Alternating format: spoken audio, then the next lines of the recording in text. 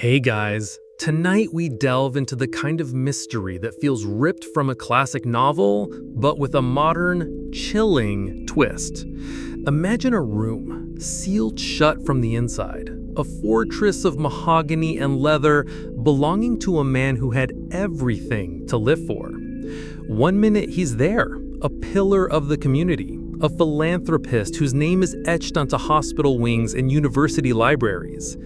The next, he's simply gone, vanished into the very air of his own inescapable study, leaving behind a silence so loud it screams.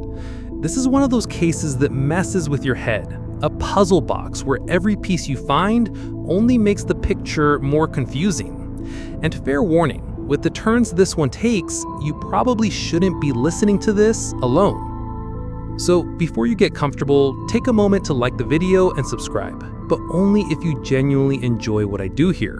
It's a small click for you, but it makes a huge difference for the channel. And while you're at it, drop a comment with where you're listening from and what time it is. I love seeing how far these stories travel. Now, dim the lights, maybe turn on a fan for that soft background hum, and let's ease into tonight's journey together. The call comes in at 9:07 a.m. on a Tuesday, not with the frantic, breathless panic of a fresh tragedy, but with the clipped, formal tone of a scheduled report. This is the first crack in the foundation of the case, the first detail that feels wrong. The caller is a Mrs. Gable, the live-in housekeeper of the Ainsworth estate for the past 30 years. She informs the dispatcher that Mr. Arthur Ainsworth missed his customary 8 a.m. breakfast and has not responded to her calls. He's in his study, she says, and the door is locked. She's not hysterical. She's not even worried, it seems. It sounds like she's reporting a clogged drain. When Detective Miles Miller arrives at the sprawling Gothic Revival mansion, it feels less like a crime scene and more like a museum. The grounds are immaculate, the air thick with the scent of old money and meticulously trimmed rose bushes.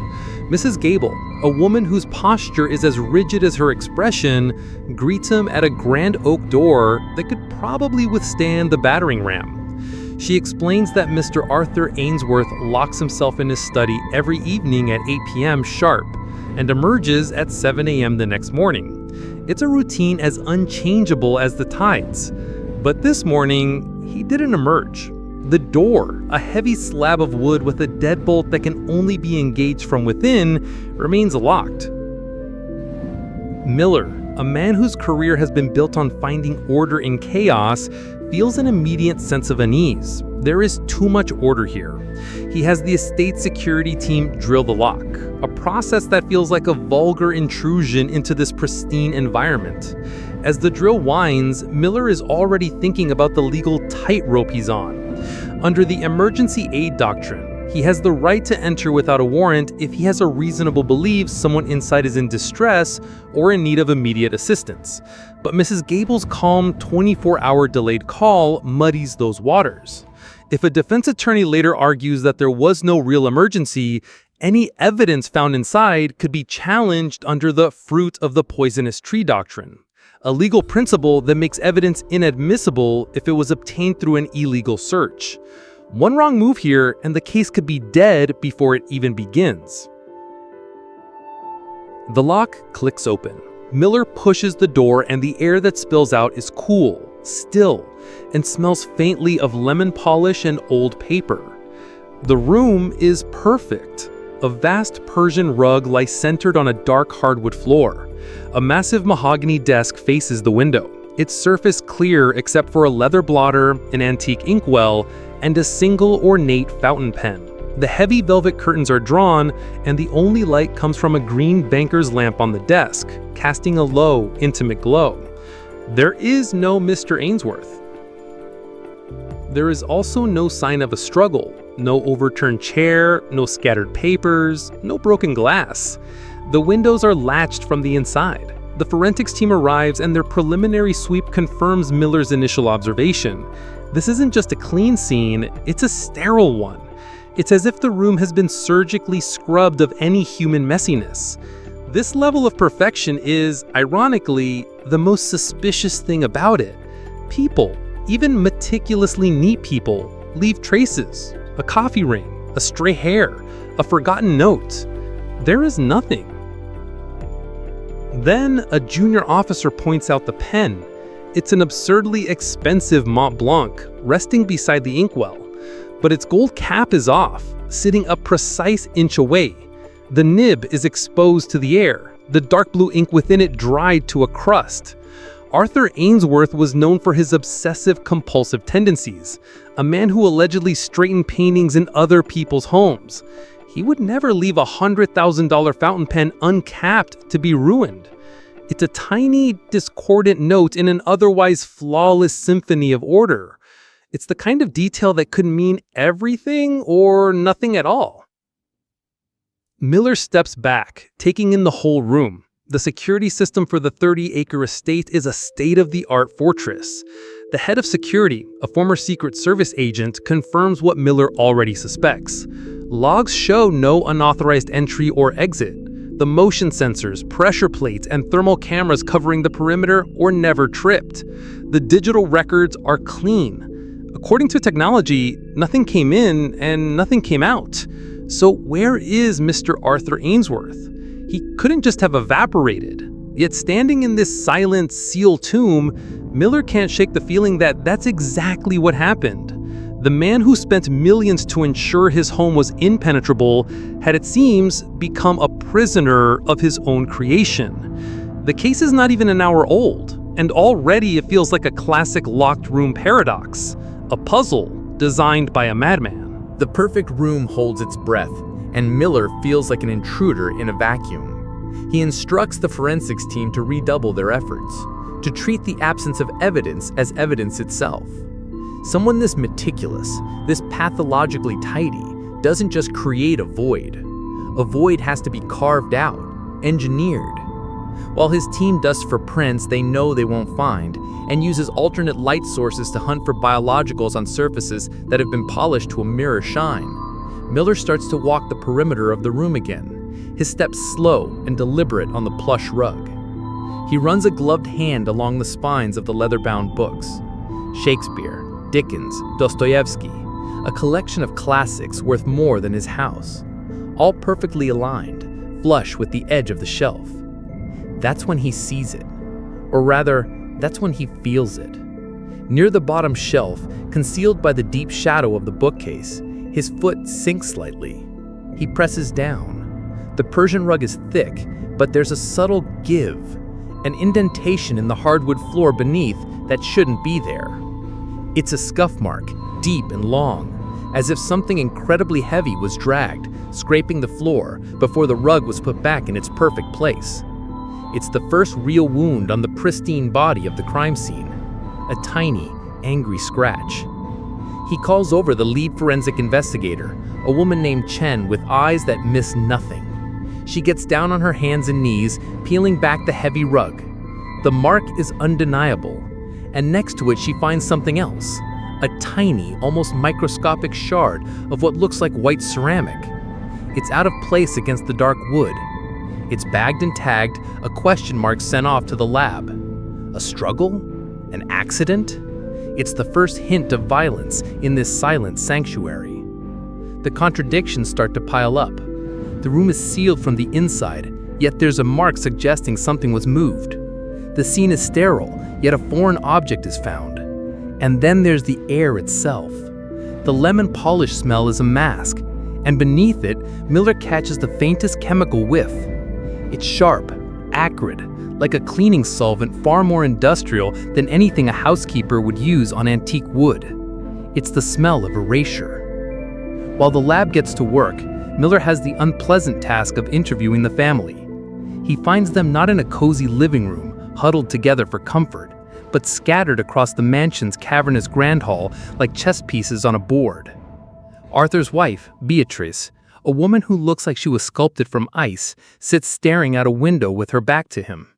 The son, Julian, in his late 20s, stands by the fireplace scrolling through his phone with an air of profound boredom. They don't look like a grieving family. They look like people waiting for a flight delay to be announced. Beatrice speaks first, without turning around. "Have you found him?" Her voice is flat, devoid of emotion. Miller explains the situation, the locked room, the lack of answers. She simply nods, as if he's just confirmed the weather forecast. Julian finally looks up from his phone. He says, "My father liked his privacy," a smirk playing on his lips. Maybe he finally achieved the ultimate form of it. This isn't just suspicious detachment, it's bordering on hostile indifference. This is where the case gets truly murky. Miller knows that pursuing a no-body homicide charge is the prosecutor's nightmare. You're trying to prove the most final of acts without the primary piece of evidence. The prosecution would have to rely entirely on circumstantial evidence, and a key part of that is demonstrating motive and opportunity. A jury needs to see a reason, and a family's strange behavior can be a powerful one.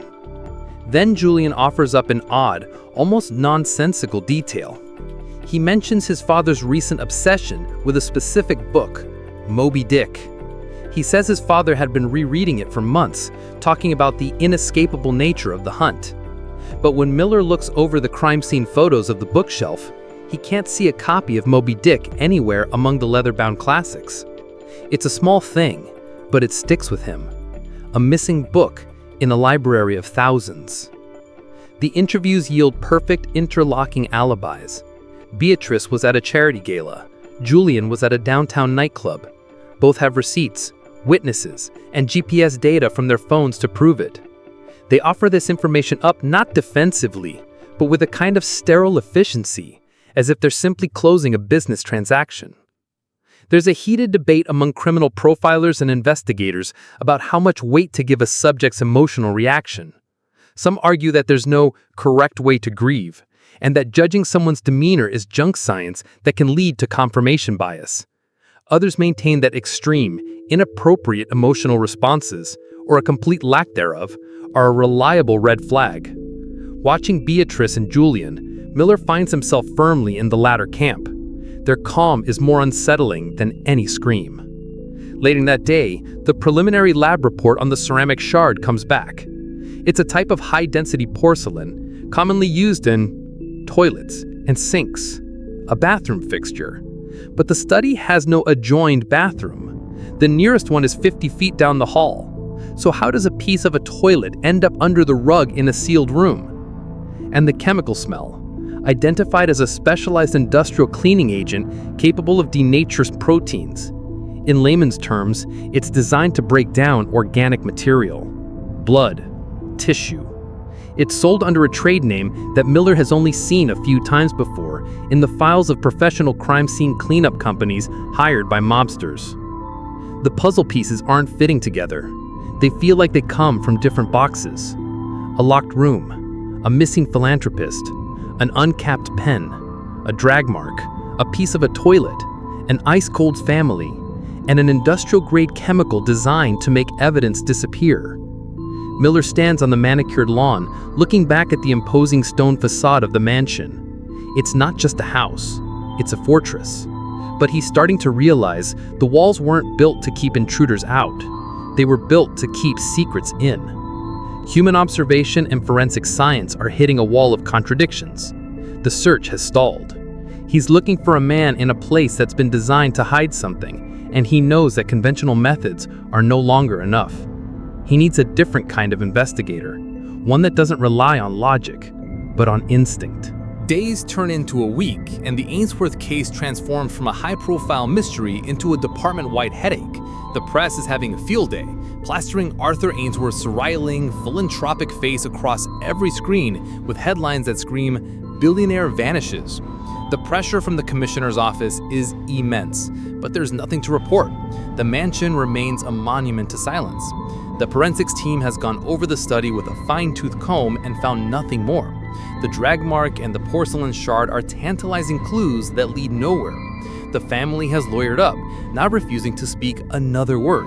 Julian, in a final act of pure arrogance, had his lawyer send over a bill for a consultation fee for the time he spent speaking with Miller. It's a move so brazen, it's almost comical. Miller and his team are stuck in a loop. They re-interview the housekeeper, Mrs. Gable, who remains a stoic fortress of unhelpful consistency.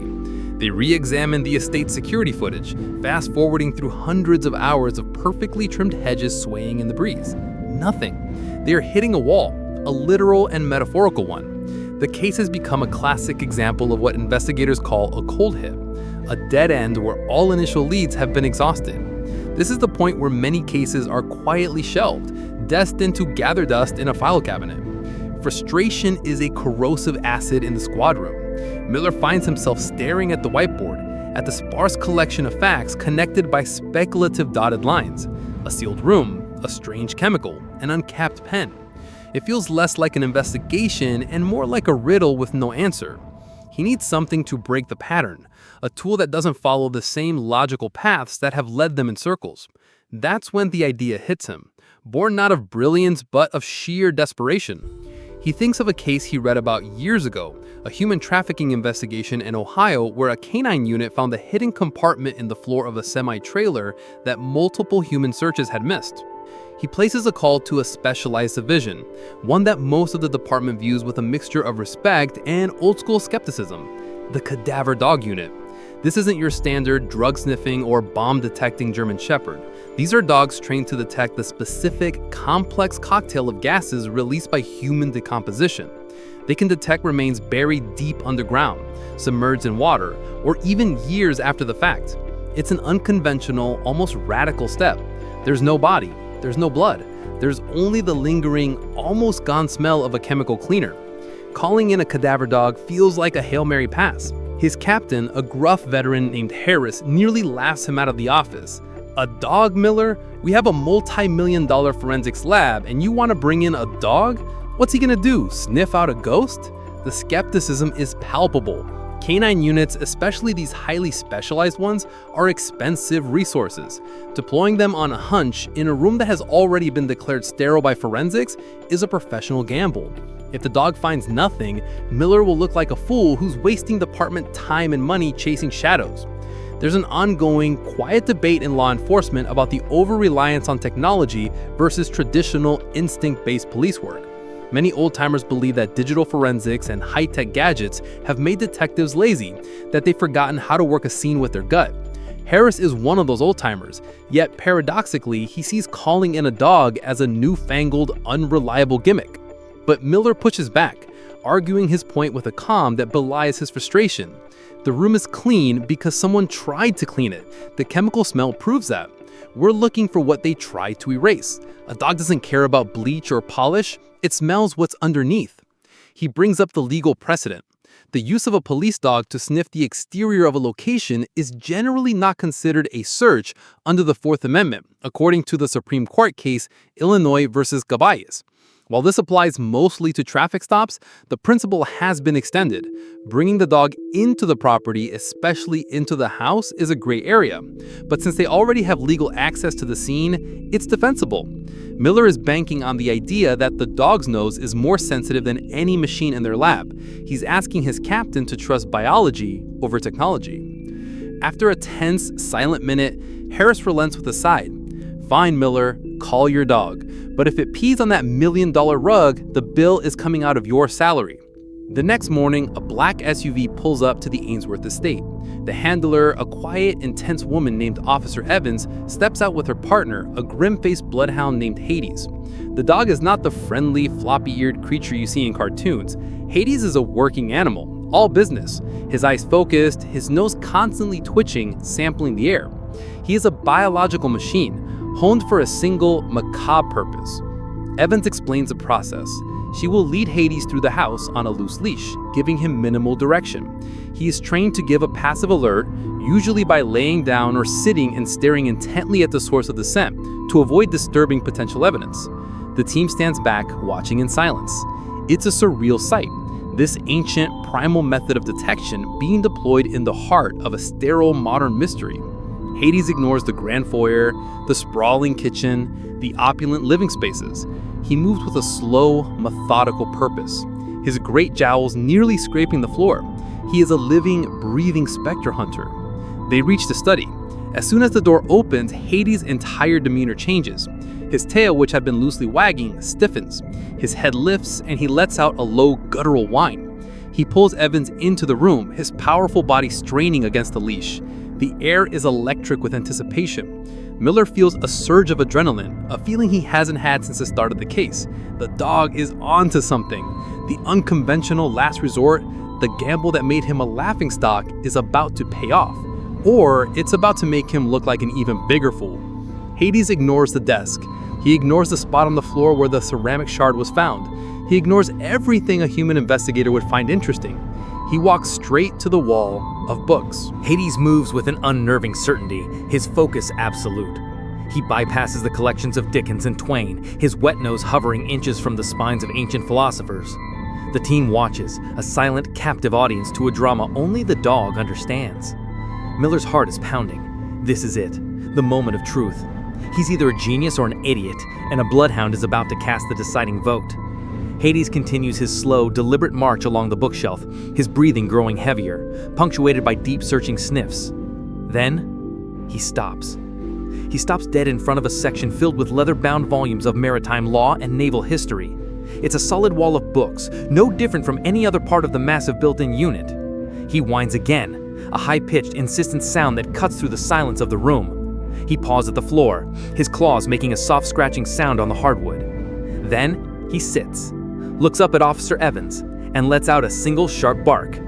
It's the alert, a definitive, undeniable signal. He lies down, his body pressed against the bottom of the bookcase, his gaze fixed on a specific spot about 3 feet up from the floor. He refuses to move. A wave of confused silence washes over the investigators. Miller stares at the wall of books. Harris, who had come along to witness the predicted failure, lets out a disbelieving scoff. "You've got to be kidding me. The dog thinks the body is in the bookcase?" He turns to Miller. "Congratulations, detective. You found the world's most well-read corpse." The sarcasm is thick, but it's laced with a new uncertainty. The dog's conviction is unnerving. Hades is not just interested, he is frantic, his entire being locked onto this one unexplicable spot. Evans, however, is all business. He's alerting to something in or behind this wall, she says, her voice firm. "I trust my dog. There's something here." This is where the surreal nature of the situation crystallizes. You have a team of highly trained human detectives, armed with decades of experience in the best forensic technology available, being told by a dog that their entire investigation has been focused on the wrong things. They were looking for a missing person. The dog is telling them to look at a piece of furniture. It's a moment of pure, unadulterated absurdity. Miller, trusting his gut instinct that brought them here, walks over to the bookcase. He runs his hands over the books Hades indicated. They are real. He pulls out one, a dense, heavy tome on 18th century shipping routes. He pulls out another, and another. They're all just books. He pushes on the back of the shelf. It's solid oak, anchored to the wall. There's no give, no hint of a mechanism. The other officers start to exchange skeptical glances. The captain is shaking his head, already composing the lecture he's going to give Miller back at the station. But Hades remains locked in place, his breathing now a low, steady pant. He looks from the shelf to Evans and back again, his brow furrowed in that uniquely canine expression of frustrated insistence. He's not smelling a body, Evans clarifies, kneeling beside her partner. The scent of decomposition is complex. He's alerting to one of the specific volatile organic compounds. It could be residual, it could be faint, but it's there, and it's strongest right here. She taps a thick, dark green book with a gold embossed title, The Admiralty Manual of Seamanship. It's a strange, almost comically specific book to be the center of attention. This is a moment that highlights a fascinating legal and scientific debate. The reliability of cadaver dog alerts in court is a contentious issue. Defense attorneys often argue that a dog's alert is hearsay, an out-of-court statement by a witness who cannot be cross-examined. While courts have generally accepted the scientific reliability of these dogs, establishing the dog's training records, accuracy rate, and the handler's expertise is crucial for the evidence to be admissible. Miller knows that if this lead pans out, every detail of Hades' career will be scrutinized in a courtroom. Feeling a surge of renewed conviction, Miller focuses on the green book. He pushes it. Nothing. He pulls it. Nothing. He wiggles it. It feels just as stuck as the others. Frustrated, he's about to give up when he remembers Julian's odd comment about his father's obsession with Moby Dick. It was the one book that was conspicuously missing. A hunt. An inescapable hunt. What if it wasn't about the story but the book itself?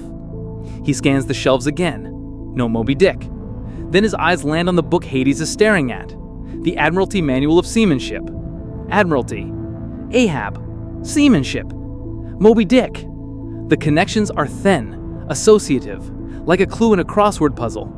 He looks closer at the book. Unlike the others which are flush with the shelf, this one seems to be recessed by a fraction of an inch. A tiny, almost imperceptible detail. He doesn't pull it this time. He doesn't push it. He lifts it. With a soft hydraulic hiss that is shockingly loud in the silent room, the entire section of the bookcase swings inward. The smooth, seamless motion reveals not a wall, but a dark, gaping void. The room is filled with a collective sharp intake of breath. Harris, the skeptical captain, takes an involuntary step back, his eyes wide with disbelief. The air that spills out from the opening is cold and stale, carrying a faint metallic odor that makes the hair on Miller's arms stand up. It's the smell of a place that was never meant to be opened. Hades had been right. The dog, the books, and the wall, it wasn't a dead end. It was a doorway. They were standing on the threshold of Arthur Ainsworth's real study, a secret world hidden in plain sight. And the perfect and sterile room they had been investigating for a week was nothing but a foyer, a beautifully constructed lie. The discovery of the hidden doorway sends a jolt of raw energy through the stagnant investigation. The officers, who moments before were radiating skepticism, now crowd the opening, peering into the darkness with a mixture of awe and apprehension. The smooth, silent operation of the mechanism is chilling. This wasn't a dusty, forgotten priest hole. It was a sophisticated, modern piece of engineering designed for regular use. Miller takes a high-powered flashlight from a forensics tech and shines its beam into the void. The light cuts through the darkness, revealing not a small closet, but a room. It's about 10 feet by 15, the walls made of cold, bare concrete. The contrast with the warm, mahogany-lined study is jarring. It's like stepping from a palace into a bunker.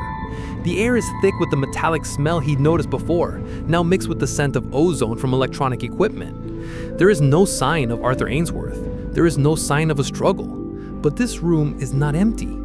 Against the far wall sits a bank of computer servers humming softly. A large ergonomic chair is pulled up to a custom-built desk, upon which sit 6 glowing monitors displaying a dizzying array of stock tickers, encrypted messaging apps, and what looks like satellite imagery of shipping lanes. This isn't a panic room, it's a command center.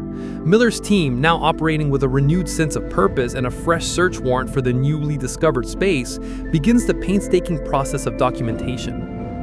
Tacked to a corkboard on the wall is a web of photographs, names, and locations, all connected by colored string like something out of a spy movie. But these aren't corporate rivals or political enemies. They are judges, shipping magnates, and customs officials from around the world. Next to each photo are handwritten notes detailing vulnerabilities, gambling debts, secret affairs, sick relatives. It's a roadmap of human weakness, a meticulously curated collection of blackmail material. Then they find the source of the porcelain shard. Tucked in a corner behind a lead-lined door is a small soundproofed bathroom. The toilet bowl has been smashed, ripped from its moorings. On the floor next to it are tools and a half-empty bag of concrete mix. Ainsworth or someone had tried to destroy and dispose of something by flushing it, and when that failed, resorted to brute force. The forensic team immediately begins taking samples from the remaining pipes. This is a critical move. In the landmark case California v. Greenwood, the Supreme Court ruled that a person has no reasonable expectation of privacy in garbage left for collection in a public area. While this applies to trash cans on a curb, the legal principle has been extended in complex ways. Experts still argue whether this abandonment principle applies to flushed evidence. Does flushing something down a toilet into a sewer system you share with the public constitute abandoning your privacy interest in it? It's a legal minefield, but right now it's their best shot. As they process the scene, an odd detail emerges. On the immaculate high-tech desk, amidst the glowing screens and encrypted hard drives, sits a single old-fashioned object, a tarnished silver locket. It seems incredibly out of place. Miller, wearing gloves, carefully opens it. Inside, there are no pictures of his wife Beatrice or his son Julian. Instead, there are 2 tiny faded photos of a woman he doesn't recognize and a young boy, both squinting in the sun on a rocky beach. It's a ghost of another life, a sentimental artifact in a room built for ruthless calculation. The computer forensics unit gets to work on the servers. They are heavily encrypted, but Ainsworth made a mistake. Taped to the underside of the desk is a small flash drive. It's a classic, foolish error in an otherwise brilliant setup of security. The drive contains the decryption keys. As the files begin to open, the true nature of Arthur Ainsworth's business comes into focus. He wasn't just a philanthropist, he was a facilitator, a ghost in the machine for the world's wealthiest criminals. The files lay it all bare. He ran a clandestine, full-service logistics operation for moving illicit goods and wanted individuals across the globe. Using his legitimate shipping company as a front, he created ghost ships, vessels with falsified registrations and transponders that could be turned on and off at will to transport anything from stolen art to fugitives. He had a network of bribed officials in dozens of ports. He didn't get his hands dirty with the crimes themselves. He simply provided the invisible infrastructure that made them possible. He was the CEO of a criminal enterprise so vast and sophisticated, it made the mafia look like a street gang. The blackmail material on the wall was his insurance policy. The philanthropist persona was the ultimate cover. Suddenly, the whole case is turned on its head. They weren't searching for a missing victim. Arthur Ainsworth was no victim. He was a master criminal who had staged his own disappearance. The locked room, the sterile scene, the uncapped pen, it was all theater. A carefully constructed puzzle designed to send the police on a wild goose chase, buying him time. The drag mark under the rug wasn't from a body being moved, it was likely from him moving the heavy bag of concrete mix to patch the wall after removing the toilet. The industrial cleaning chemical wasn't to hide a murder, it was to erase any trace of his own DNA from the public-facing part of his life to cement the idea that he had simply vanished. He had liquidated his assets through a labyrinth of offshore accounts, scrubbed his identity, and activated a prepared escape plan. The man they were looking for didn't exist anymore. He had become a ghost. The investigation had just shifted from a recovery to a manhunt. The hunt is on. The entire emotional architecture of the case collapses, and something new and predatory is built in its place. The victim is gone. In his place stands the villain. In the cold, concrete command center, the atmosphere has shifted from methodical investigation to a frantic, high-stakes race against time. Arthur Ainsworth, the philanthropist, is a phantom. They are hunting the man who created him, a puppeteer who has cut his own strings and vanished into the wings. Every second that ticks by is another mile he puts between himself and this life he so carefully constructed and so ruthlessly detonated. Miller knows the case is now too big for his department. The evidence points to international crimes, wire fraud, conspiracy, and aiding and abetting fugitives on a global scale. He makes the call, and soon the mansion is crawling with FBI agents in dark suits, their quiet efficiency a stark contrast to the local PD's initial confusion. The secret room becomes the Joint Task Force's new headquarters. The web of blackmail material on the corkboard is no longer a set of clues about a victim. It's a target list for a man who holds the secrets of the powerful. With the weight of the federal government behind him, Miller pays another visit to Beatrice and Julian. He finds them in the grand hall again, only this time the icy calm has been replaced by a brittle tension. Their lawyers are with them, looking smug. Miller doesn't bother with pleasantries. He doesn't ask questions. He lays out photographs on a polished antique table, pictures of the command center, the servers, the blackmail board. "We know," he says, his voice low and even. "We know everything." He watches their faces. Julian's smirk finally falters. Beatrice's icy composure cracks just a little around the eyes. "So, the only question that remains," Miller continues, "is what you knew." He's walking them directly into one of the most difficult gray areas of criminal law, the line between being a knowing accomplice and practicing willful blindness. Did you actively participate in his enterprise? Or did you just build a very comfortable life on a foundation you deliberately chose not to inspect? Because one makes you a co-conspirator. The other, well, it just makes you a witness, for now. He lets the threat hang in the air. This is the debate that can make or break white-collar family prosecutions. Proving a spouse or child had direct knowledge is notoriously hard. But a jury can be convinced they chose ignorance, that they heard the monster in the basement but decided not to open the door as long as the checks kept clearing. Before the lawyers can protest, Miller plays his trump card. The U.S. Marshals are on their way. As of an hour ago, a federal judge signed a seizure order.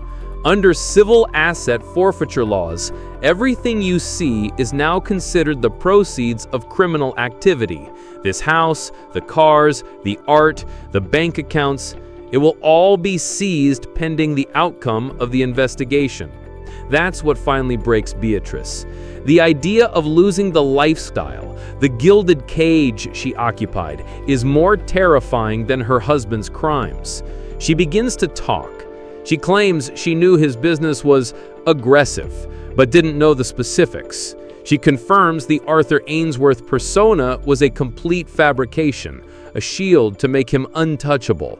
She admits Arthur had been planning his exit strategy for over a year, speaking of it in vague, grandiose terms, like a retirement he was looking forward to. She doesn't know where he went. He was, she says with a flash of bitter resentment, too smart to tell her. While the family drama unfolds, the labs are working overtime. The call comes in from the forensics team that analyzed the slurry from the toilet pipes. They managed to piece together fragments of what was flushed. It wasn't documents, it wasn't a weapon. It was a passport. Badly damaged, but their reconstruction specialists worked a miracle. The photo shows a man who is recognizably a younger Arthur Ainsworth, but his face is leaner, harder. The name on the passport isn't Arthur Ainsworth. Most of the last name is gone, but the first name is clear, Daniel. And the place of birth isn't a prestigious East Coast city, but a blank space, as if it were an unofficial black market document. This is a monumental break. Arthur Ainsworth isn't just a cover, it's a completely manufactured identity. He didn't just disappear, he shed a skin. At the same time, another report comes in about the old silver locket found on his desk. Remember that out-of-place sentimental object? The lab was able to perform a high-resolution scan on the back of the tiny photograph of the woman and the boy. Barely visible, indented into the old photo paper, was a photographer's studio stamp. It read, Havenwood Portrait Studio, Havenwood, Montana. Miller pins the two new pieces of information on the board. A first name, Daniel. A place, Havenwood, Montana. A ghost town, practically. A tiny, unincorporated community with a population that probably hovers in the low double digits. It's the kind of place people go to disappear, not the kind of place they come from. It's the opposite of the Ainsworth myth in every conceivable way. The locket wasn't a random piece of sentimentality. It was a link to his real past, a life he had buried so deep he probably thought it was gone forever. Maybe it was the one piece of his original self he couldn't bear to destroy. A single, fatal mistake born of nostalgia. The victim has become the villain, and now the villain has become a ghost with a name. The manhunt for Arthur Ainsworth is over. A new one is just beginning. The search for a man named Daniel from a town that barely exists, a man who built an empire on secrets and lies, whose greatest creation was himself. The question is no longer just where he went, but who he truly is. The digital breadcrumbs are all they have left. Ainsworth, or Daniel as they now call him, may be a ghost, but even ghosts leave a trail in the modern world. The FBI cybercrime unit descends upon the bank of servers from the secret room, and what they find is a masterclass in digital obfuscation. He used nested VPNs, routed his traffic through servers in non-extradition countries, and communicated through encrypted platforms that self-destructed messages. But the sheer volume of his activity provides a landscape to map. By cross-referencing timestamps from his secret communications with publicly available data, they start to build a shadow timeline of his last few weeks. The team discovers he was meticulous. He didn't just book a single flight, he booked 3. a first-class ticket from New York to London under a known alias, a chartered jet reservation from a private airfield in New Jersey to the Cayman Islands, and a simple one-way bus ticket from a regional terminal to Montreal. It was a classic misdirection play, designed to split law enforcement resources, sending them chasing phantoms across the globe while he slipped away through the most mundane route. While the feds chase digital echoes, Miller can't shake the image of that old locket. The physical object, the anchor to a real place. He gets on the phone with the sheriff's department in the county that covers Havenwood, Montana. The sheriff, a man named Cobb, who sounds like he's been weathered by a century of harsh winters, laughs when Miller asks about a man named Dan. "Son," he says, his voice crackling over the line, "half the men up here named Dan and the other half are running from something. You're gonna have to be more specific." He sends him the enhanced photo from the locket. He doesn't expect much. It's a 40-year-old picture. But an hour later, Cobb calls back. His voice changed. The laughter is gone. "I'll be damned," he says. "I know that woman. That's Mary Ann Gable. And the boy? That's her son, Danny." A jolt goes through Miller. Gable, the same last name as a stoic, unshakable housekeeper. It can't be a coincidence. He pulls up her employment file. In the section for next of kin, she listed only a sister, no mention of a son. Suddenly, Mrs. Gable isn't just a loyal employee who will slow to report a missing boss. She's the mother of the man they're hunting. She wasn't just maintaining the mansion. She was guarding her son's fortress. Her 30 years of service weren't just a job. They were a performance. The calm, detached report of his disappearance wasn't suspicious indifference. It was the opening move of their shared escape plan. She was the inside man, the one who could ensure the stage was set perfectly for his vanishing act. The one who could ensure the uncapped pen was left just so, the rug straightened over the scuff mark. She was the accomplished hiding in plain sight, protected by the invisibility that society grants to service workers. This revelation sends shockwaves through the investigation. It's a stunning twist that reframes every interaction they've had with her. It also raises a complex legal question. Spousal privilege protects a spouse from being forced to testify against their partner, but there is no such thing as parent-child privilege in the federal system. A mother can be compelled to testify against her son. Her liable mission about her relationship to Ainsworth constitutes obstruction of justice, and it gives them the leverage they need. They bring her in. Faced with the locket and the truth of her son's real identity, the iron wall of her composure finally crumbles. She tells them the story. Her son, Danny Gable, was the genius, a boy who could take apart any engine and put it back together by the age of 10. But he was restless, and the small world of Havenwood, Montana was a cage to him. He left at 17 with a few $100s and a dream of reinvention. He cut off all contact. Years later, he reappeared a new man, with a new name, Arthur Ainsworth, and a fortune she couldn't comprehend. He offered her a job, a way to be close to him, on one condition. She had to pretend she didn't know him. She had to be Mrs. Gable, the housekeeper, and nothing more. She agreed. She was just happy to have her son back.